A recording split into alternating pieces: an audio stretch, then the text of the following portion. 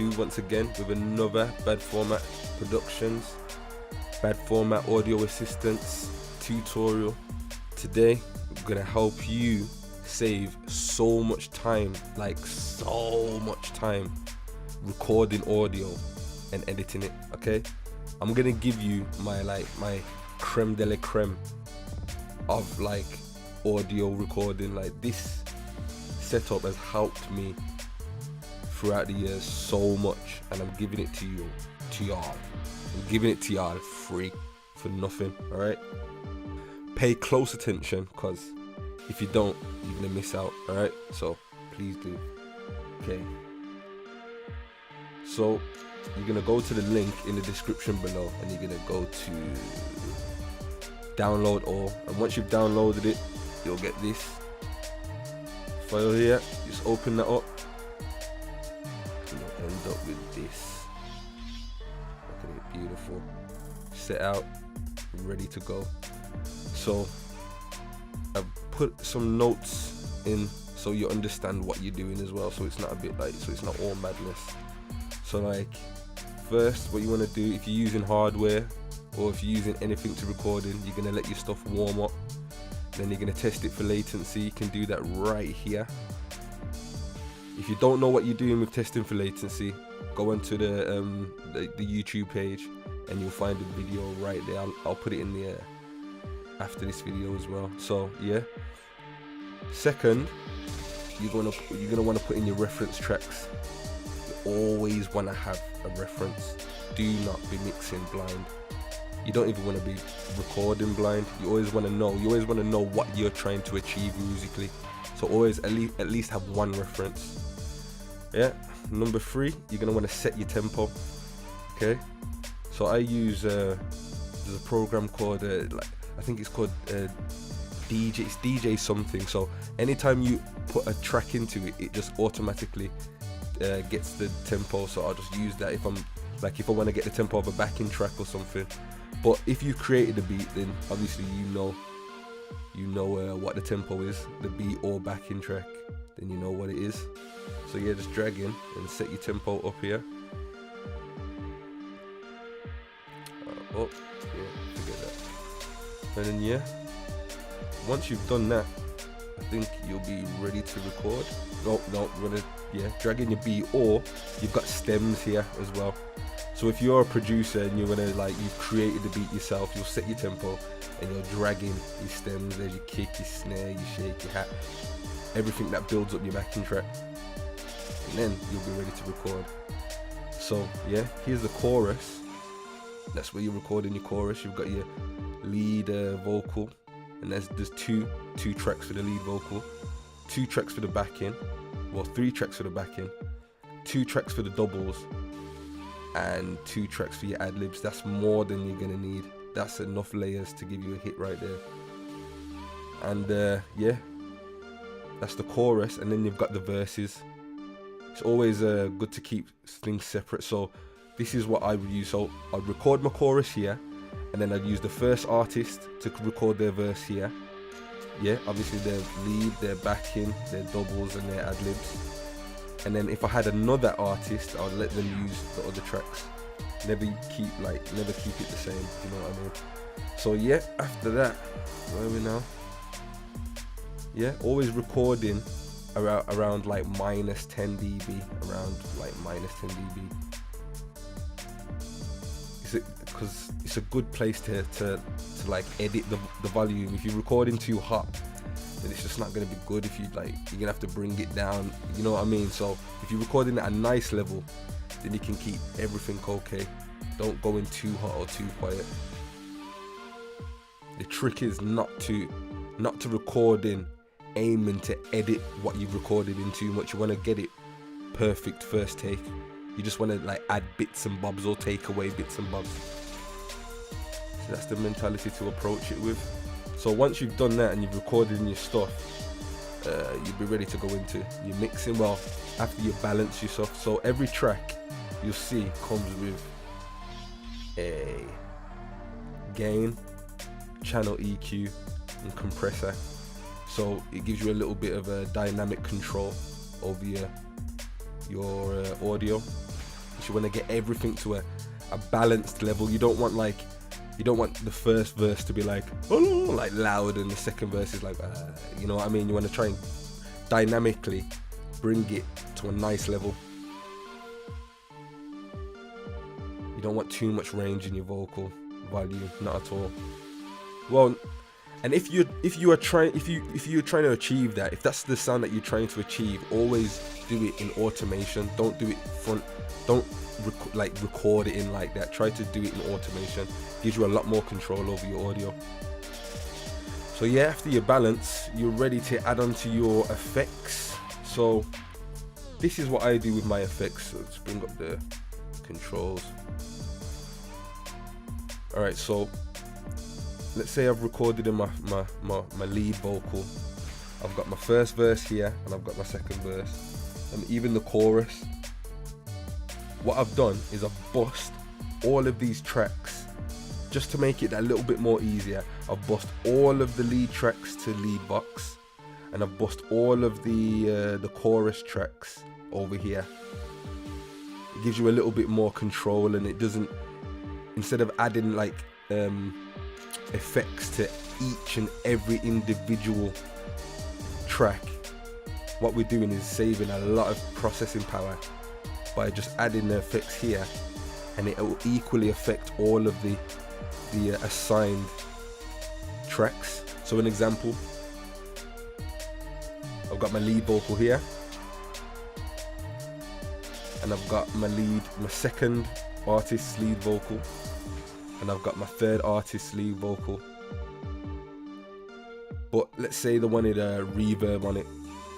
So instead of me going to each and every individual lead track vocal, I can just go over to the Auvox over here. This is where your verse, this is the controls to the verses. So you'll go here, and then I will go to my effects channel, and I'll look up for the reverb. There we go, bus 7. And I could just add the reverb right there equally to all of them tracks. See how simple and how beautiful, just melts like butter. There we go, so easy. So yeah, here's the effects tracks over here. So you can go in there and you can like change them up if you want to. Well, you're gonna need to. So yeah, I've put basically everything you're gonna need.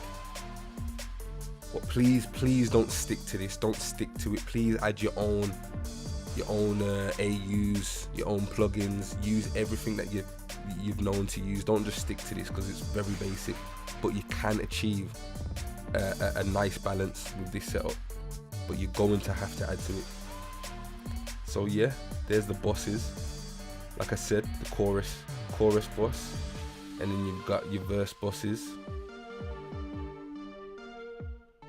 So what I would do if I'm applying automation to the individual track, so say if I wanted to apply automation, so say if I didn't want the reverb throughout the whole song, I just wanted it in a little part, what I'd do is I'd go to the part where I want it, I'd go to the track, then I'd add the reverb, and I'd add it in automated fashion, so I wouldn't just like put it on as a plugin.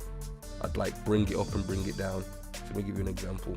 Say if I wanted to add a bit of like delay right here, and the track was playing, I'd have to go down to touch or latch or right, but I usually like to use touch because it gives you a bit of a bounce back, and then I'll just have to go in and add that automation myself and bring it back down. It's just as simple as that.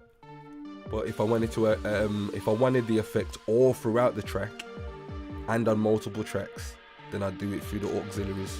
I'd definitely do it through the auxiliaries. It just saves you so much processing power, as I said. So once we've done that, we can go to the next step. We can go to parallel compression. So with parallel compression, what we're trying to achieve with parallel compression, we're trying to just basically bring in the sound and keep it present in the middle range. So say if we're mixing and we make a song too wide and we don't parallel compress it, it can kind of lose its oomph in the middle, if you know what I mean. So what we do is we use parallel compression, and we always keep the parallel compression in mono to keep that presence right in the middle, because I've got speakers, yeah, so if I hear you track in my studio, I'm gonna hear it fine. But if you're playing the song on a mobile phone that's just got a mono speaker, you're gonna miss all of your presence in the middle. So that's why parallel compression is like so important, very important. So yeah, I'd parallel compress all of the vocals all together. So this bus here is every single vocal in the record, like it's all of this. It's the chorus, it's the verses, it's all of it. So what I'd do is I'd add a bit of parallel compression there. You can see bus 44. There we go. I'd add a bit of parallel compression, and I'd compress the crap out of it. I'd literally like compress the crap out of it, and I'd keep it. I'd EQ it like this. I'd keep it like not so present in the top ranges, and I'd cut out a bit, do a bit of a low range cut as well, so it's mid range.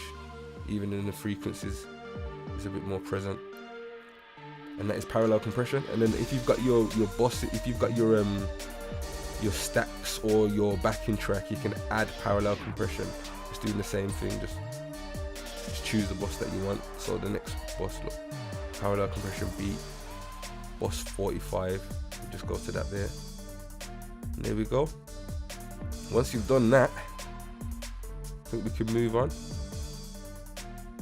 Complete a miniature master. Now with mastering, what we want to do is just try to get it to a certain level, and we want to try and give it a certain like a certain spread or a certain image, like a space, so it's not restricted to the mid-range.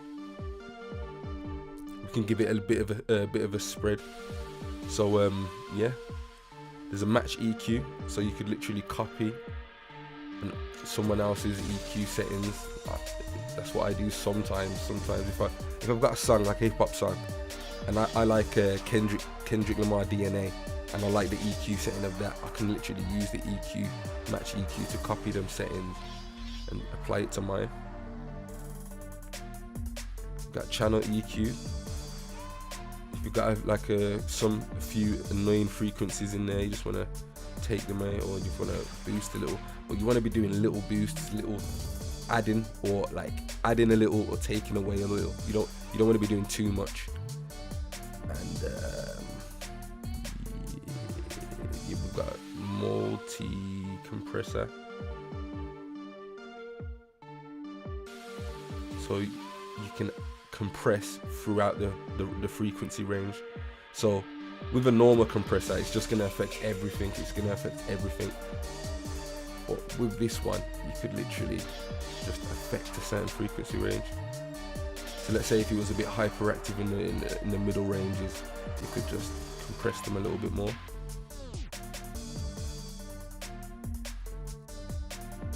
So yeah, and a limiter, just to make sure that we're not going over, we're not going too much over. So yeah, you want to just keep that at 0. Or you could give it a little boost if you want, if it's a bit low.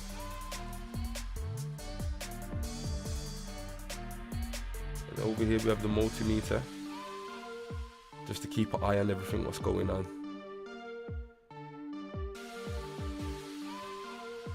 And that is about it. Follow them steps, you'll have a hit on your hands, I'm telling you. It's just saved me so much time doing it this way. I'm telling you, like, if you trust me, download this, use it. I've made so much money from using it, so I'm giving it to you. There you go. Like, subscribe, and visit badformat.co.uk and look up some more of our projects, man. We're always working, we're always doing a lot. We're putting out so much content, so we just literally do this for you guys. So please support us. Thanks a lot, man. Bye.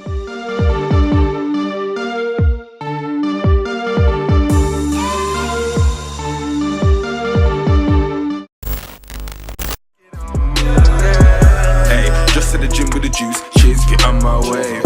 Hey, wave when I came in the booth, now put it on my waves. Hey, just at the vibe with the coke, cheers, get on my wave. Hey, watch out the split get rolled. Please down that, don't know what told me this shit would be fun. She said she only gives that Birmingham love. I'll leave your heart in the mud. I told her, baby, I ain't even the one. I said I only give that Birmingham to fans. Get that cash, don't go get that cash. I'm running fast, and I still got that stash. Step down on the gas, feeling me.